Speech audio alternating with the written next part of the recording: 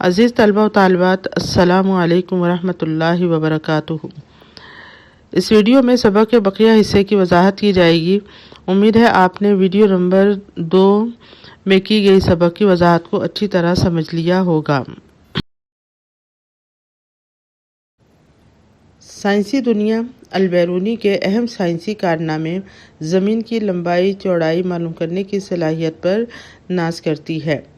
البیرونی اپنے اساتذہ اور ماہرین کے نقش قدم پر چلتے ہوئے زمین کی پیمائش مزید صحت اور درستگی کے ساتھ کرنا چاہتے تھے، لیکن سرمایہ کی کمی اور صحرا میں مشکل اور خطرناک سفر کی وجہ سے ایسا نہ کر سکے۔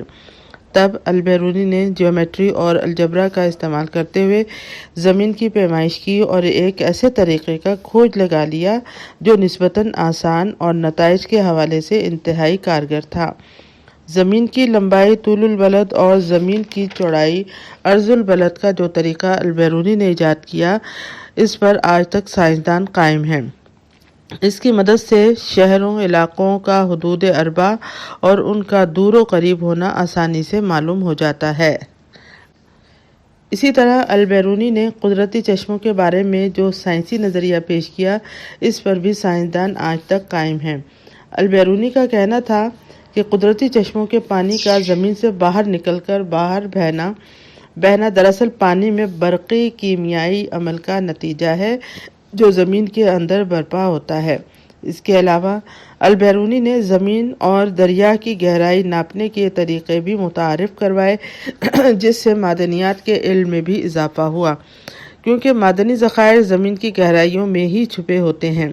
البیرونی نے طب کے میدان میں بھی عظیم کارنامے انجام دیے، مثلاً جڑی بوٹیوں پر تحقیق کر کے ان کے خواص بیان کیے اور یہ بھی بتایا کہ دنیا کی مختلف زبانوں میں ان جڑی بوٹیوں کو کن ناموں سے پکارا جاتا ہے۔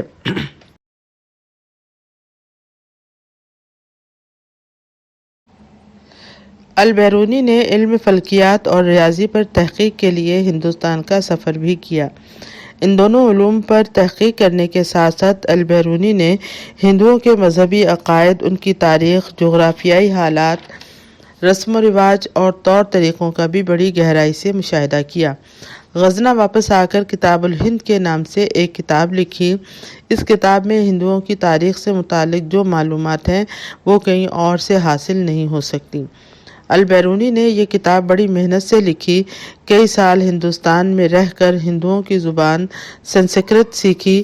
اس کے علاوہ ہندو برہمن اپنا علم کسی دوسرے کو نہیں سکھاتے تھے، لیکن البیرونی نے ہندوؤں کے علوم میں ایسی مہارت حاصل کی کہ برہمن تعجب کرنے لگے۔ یہ کتاب معلومات کا خزانہ ثابت ہوئی۔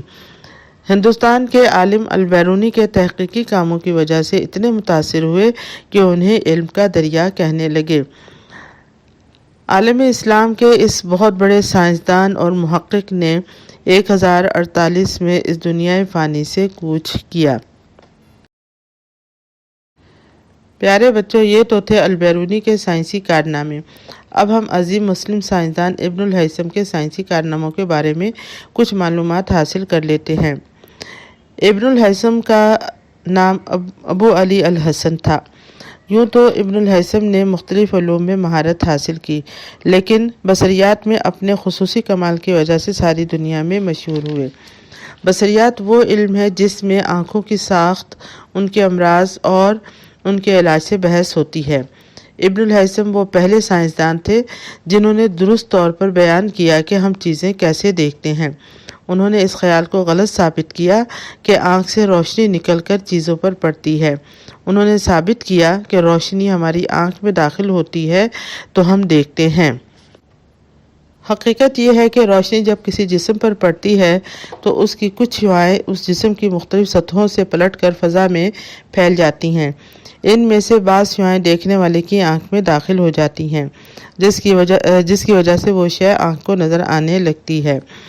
ان کی کتاب المناظر بصریات کی دنیا میں ایک اہم اور بنیادی حیثیت رکھتی ہے، جو کہ ابن الہیثم نے سالہ سال کی تحقیق کے بعد لکھی۔ اس مایہ ناز سائنسدان نے سب سے پہلے روشنی کی ماہیت بیان کی اور روشنی کو توانائی قرار دیا، جس کی سائنس آج تک تردید نہ کر سکی۔ ابن الہیثم نے یونان کے ایک عظیم ماہر فلکیات، جغرافیہ دان اور ریاضی دان کے روشنی کے حوالے سے بہت سے نظریات کی مخالفت کر کے انہیں رد کر دیا۔ ابن الہیثم کی روشنی کے حوالے سے دریافتیں جدید سائنس کی بنیاد بنیں۔ انہوں نے روشنی کا انعکاس یعنی سایہ یا عکس اور روشنی کا انعطاف یعنی مڑنا دریافت کیا۔ انہوں نے تاریخ میں پہلی مرتبہ عدسوں کا استعمال کیا۔ ان کی سب سے اہم دریافت آنکھ کی مکمل تشریح ہے، جس میں آنکھ کے ہر حصے کے فعل کو تفصیل کے ساتھ بیان کیا گیا ہے، جسے آج کی جدید سائنس بھی تبدیل نہ کر سکی۔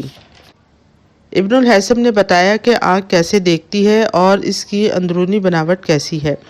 روشنی کے بارے میں ابن الہیثم کا یہ بھی کہنا ہے کہ روشنی ہمیشہ صراط مستقیم یعنی سیدھے راستے میں سفر کرتی ہے۔ روشنی کے سلسلے میں ابن الہیثم نے ایک اور تجربہ کیا، جس کی بنیاد پر سائنسدانوں نے فوٹو کیمرہ ایجاد کیا۔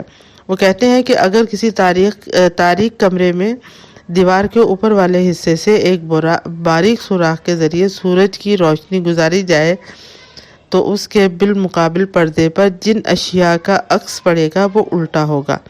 روشنی کا باریک سوراخ سے گزر کر آنا اور پردے پر الٹی شبیہ کا نظر آنا کیمرے کا اصول ہے۔ انہوں نے عملی طور پر اس کا مظاہرہ بھی کر کے دکھایا، یعنی ایک شمع کا الٹا عکس پردے پر ڈالا۔ آج بھی سائنس کی تعلیم میں اس تجربہ کو بآسانی دہرایا جاتا ہے۔ ابن الہیثم نے بصریات دیکھنے کا علم کے علاوہ ریاضی اور فلکیات میں بھی بڑی مہارت حاصل کی۔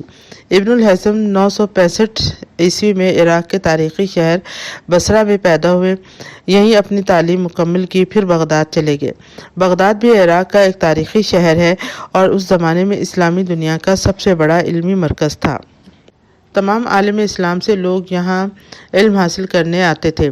ابن الہیثم نے یہاں مختلف علماء کرام اور سائنسدانوں سے ملاقاتیں کی اور ان سے علمی مذاکرے بھی کیے۔ علم کی پیاس جب بغداد میں بھی نہ بجھی تو قاہرہ چلے گئے، جو کہ مصر کا ایک قدیم تاریخی اور علمی شہر ہے۔ یہاں وہ فاطمی خلافت مصر کے دربار سے منسلک ہو گئے اور یہیں اپنی زندگی کا طویل عرصہ گزار کر 1043 میں سائنسی دنیا کو اپنے حیرت انگیز سائنسی کارنامے دے کر اس دنیا سے رخصت ہو گئے۔ عزیز طلبہ و طالبات، امید ہے آپ نے سبق اچھی طرح سمجھ لیا ہوگا۔ سبق میں موجود نئے الفاظ کے معنی جاننے کے لیے لغت کا استعمال کیجیے۔ اس کے علاوہ آپ کی درسی کتاب کے آخر میں بھی نئے الفاظ کے معنی موجود ہیں، آپ ان سے بھی استفادہ حاصل کر سکتے ہیں۔ والسلام علیکم ورحمۃ اللہ وبرکاتہ۔